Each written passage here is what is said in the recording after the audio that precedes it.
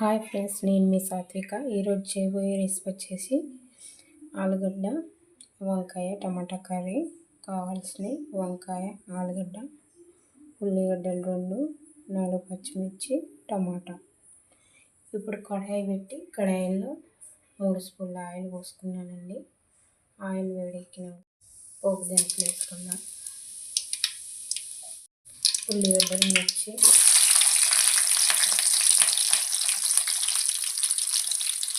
ఒక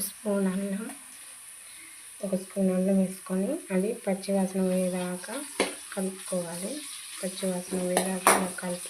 చిటికెడు పసుపు. ఇప్పుడు ఆలుగడ్డలు వేసుకొని కలుపుకోవాలి.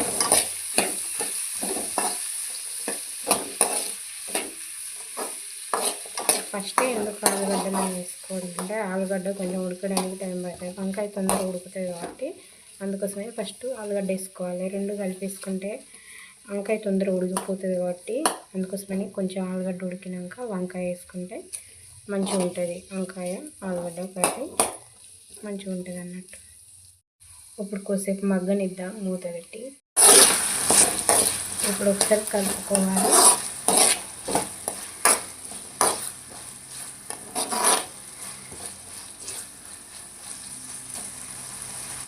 ఉప్పు నీటిలో కడిగి చేసి పెట్టుకున్నాను. అలాగే ఆలుగడ్డలు కూడా ఉప్పు నీటిలో కడిగి తీసుకున్నానండి. వేసుకుందాం.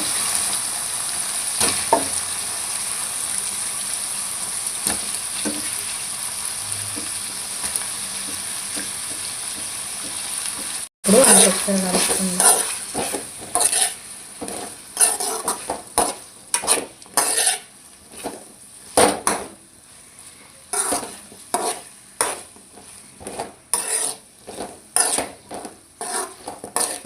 కలుపుకుందాం. సాల్ట్ వేసుకొని కొద్దిసేపు వంకాయలు కూడా మగ్గనిద్దాం. చూస్తారు కదా ఫ్రెండ్స్, ఆలుగడ్డ వంకాయ కూడా మగ్గింది.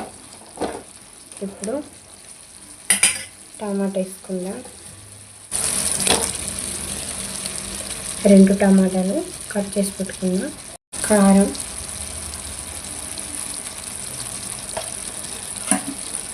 ఒక టీ స్పూన్ ధనియాల పొడి. ఇప్పుడు కలుపుకొని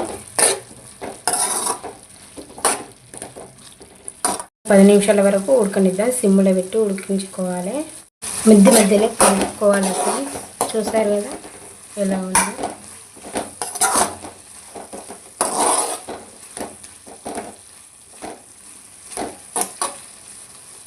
ఇంకా కొద్దిసేపు ఉడకనిద్దాం.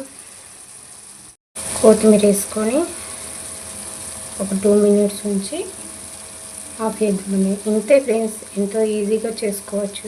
చూసారు కదా ఫ్రెండ్స్ ఎంత ఈజీనో ఆలుగడ్డ వంకాయ కర్రీ. నేను పచ్చి కారంతో వంకాయ ఆలుగడ్డ కర్రీ ఎలా చేయాలో నెక్స్ట్ వీడియోలో పెడతాను, చూడండి ఫ్రెండ్స్. ఇంతే ఈజీనే అండి ఫ్రెండ్స్. మీకు నచ్చినట్లయితే లైక్ చేయండి, షేర్ చేయండి. ఇలాంటి మంచి మంచి వీడియోల కోసం మా ఛానల్ని సబ్స్క్రైబ్ చేసుకోండి. కామెంట్ చేయడం మర్చిపోకండి ఫ్రెండ్స్. మీరు ఒక్కరు కూడా కామెంట్ చేయడం లేదు. ప్లీజ్ కామెంట్ చేయండి. థ్యాంక్స్.